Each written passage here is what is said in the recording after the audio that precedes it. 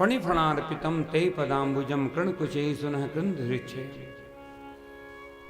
यमुना रूपी भक्ति में कालिया रूपी विष आया है और उस विष का भगवान ने मर्दन किया।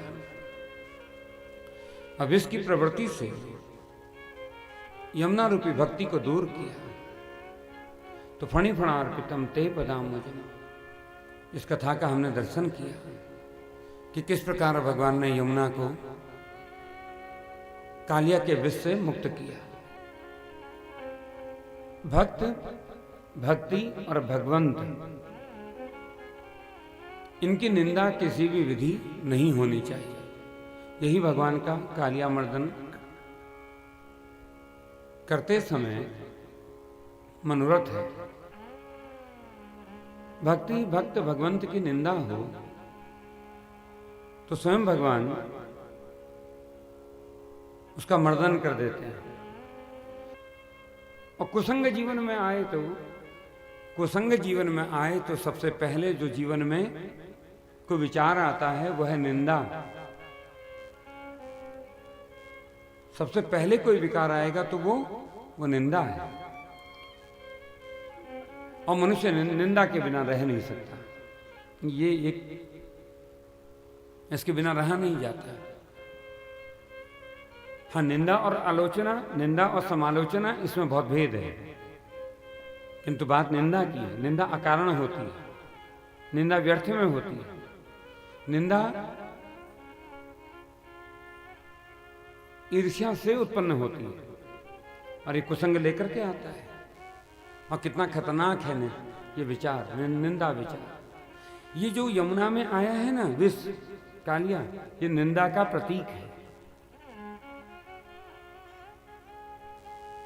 श्रुति में एक कथा आती है, श्रुतियों में। एक बार एक राजा ने एक विशाल यज्ञ का आयोजन किया। प्रातःकाल में पूजन हुआ, दिन में फिर स्वाहाकार हुआ, संध्या के समय में आरती हुई, उसके बाद भोजन की बारी आई। तो राजा सब ब्राह्मणों को भोजनशाला की ओर लेकर के जा रहा है। अपने हाथ से राजा पात्र लगाता है, प्रत्येक ब्राह्मण के आगे पात्र रखता है, पत्तल लगता है। फिर अपने ही हाथ से सबको भोजन परोस रहा है। जब भोजन लग गया तो पहले समस्त ब्राह्मणों का स्वभाव है कि वो पहले भगवान को अर्पण करते हैं, भोग, धन्यवाद भी करते हैं। तो सब ब्राह्मण नेत्र बंद करके भोग अर्पण कर रहे हैं।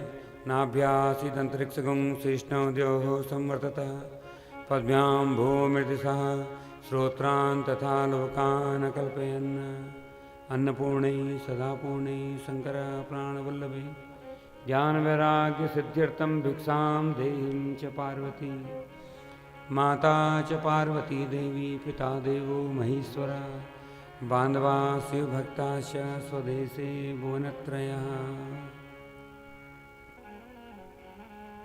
तो नेत्र बंद करके भोग अर्पण कर रहे थे। उसी समय देव की इच्छा से एक घटना घटित हो गई। एक गिद्ध पक्षी एक सर्प को मार करके उसको बीच से पकड़ करके आकाश मार्ग से ले जा रहा है।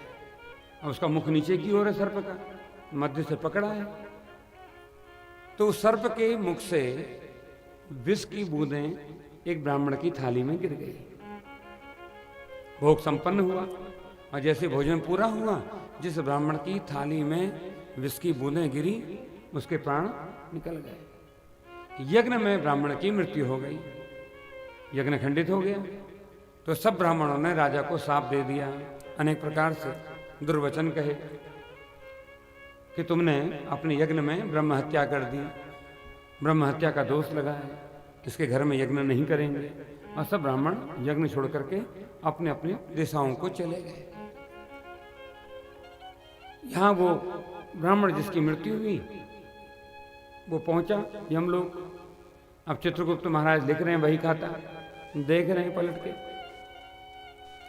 चित्रगुप्त भी संकोच में पड़ गए कि इस ब्रह्म हत्या का दोष किसके सिर लिखा जाए। क्या राजा के सिर लिखा जाए, क्योंकि उसके यज्ञ में ब्राह्मण की मृत्यु हुई है। फिर चित्रगुप्त ने कहा, सोचा, विचार किया कि राजा ने तो विष नहीं दिया, तो इसके मस्तक पर यह ब्रह्म हत्या का दोष नहीं लग सकता। तो क्या सर्प के माथे डाल दिया जाए? फिर चित्रगुप्त ने विचार किया, सर्प तो मृत है और फिर विश्व विधाता ने उसके मुख में रखा है, तो उस मरे हुए सर्प के ऊपर भी ब्रह्म हत्या का दोष नहीं लगता। तो क्या गिद्ध के ऊपर ब्रह्म हत्या का दोष लगेगा? फिर चित्रगुप्त कहते नहीं, वो तो स्वभाव के अनुसार अपने भोजन को लेकर के जा रहा है, जिसका स्वभाव है। गिद्ध को भी नहीं ब्रह्म हत्या का दोष दिया जा सकता। तो किसके माथे पर ये ब्रह्म हत्या का दोष डाला जाए? चित्रगुप्त इतने संशय में पड़ गए कि धर्मराज यमराज के पास पहुंचे और कहने लगे, देव ऐसा एक विषय प्रस्तुत हुआ है, इसमें ब्रह्म हत्या का दोष किसके से डाला जाए? क्या राजा के, क्या उस सर्प के, क्या उस गिद्ध के? यमराज भी बड़े चकित हुए, आश्चर्य में पड़ गए, ऐसी घटना घटित हुई। तो बहुत विचार करने के बाद यमराज ने कहा, इस फाइल को पेंडिंग रख देते हैं, इस केस का निर्णय बाद में होगा। तो केस चला गया पेंडिंग, ठीक है, पोस्टपोन कर दिया, बाद में कभी इसका निर्णय होगा। अब यहां राजा को शोक लग गया, उसका यज्ञ खंडित हुआ है। किंतु राजा है न्यायकारी, न्यायप्रिय, प्रजा हित पालक, और मनोयोग से प्रजा का हित करने लगा। उसे लगा कि मेरे यज्ञ में एक ब्राह्मण की हत्या हो गई, प्रायश्चित के स्वरूप उसने अपना जीवन एक तपस्वी की भांति बिताना शुरू किया और निरंतर प्रजा के हित वर्धन में लगा रहता है। उसका राज्य समृद्धि को प्राप्त हो गया, अति समृद्धि हो गई। तो भी उस राजा के द्वार पर कोई ब्राह्मण नहीं आता। ये शोक लगा है कि मेरे राजमहल में यज्ञ नहीं होते, पूजन नहीं होते, अनुष्ठान नहीं होते। और ऐसा करते करते 12 वर्ष बीत गए। लेकिन किंतु प्रजा का इतना हित वर्धन हुआ, राज्य इतनी समृद्धि को प्राप्त हुआ कि उस राज्य की समृद्धि सुनकर के कोई पहुंचा, वह साधु पहुंचा। देखो, जब जब विषाद होता है ना, तब तक कोई ना कोई गुरु आता ही है। तो साधु ने कहा, दोष केवल तुझे एक लगा है कि यज्ञ खंडित हुआ, यज्ञ को पुनः प्रारंभ किया जाए।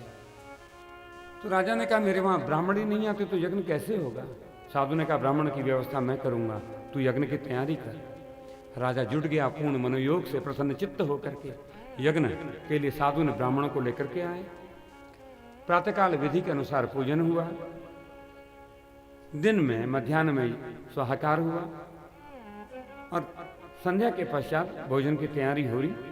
राजा सब ब्राह्मणों को लेकर के स्वयं भोजनशाला की ओर जा रहा है।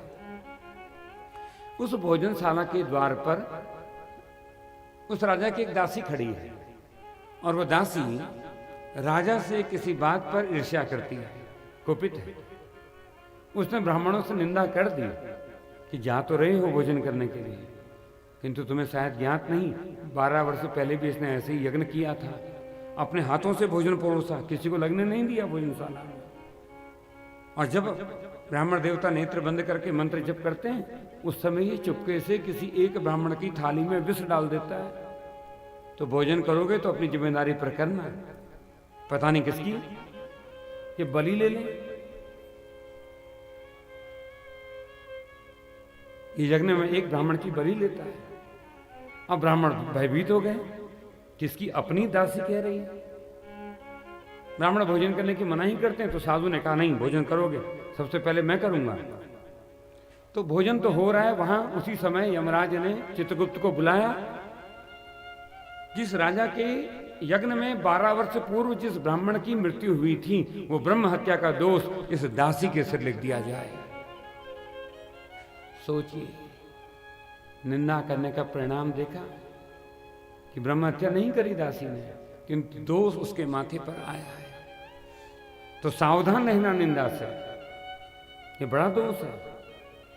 और भक्ति में निंदा, भक्त की निंदा, भगवंत की निंदा, ये स्वप्न में भी ना हो, स्वप्न में भी ना हो।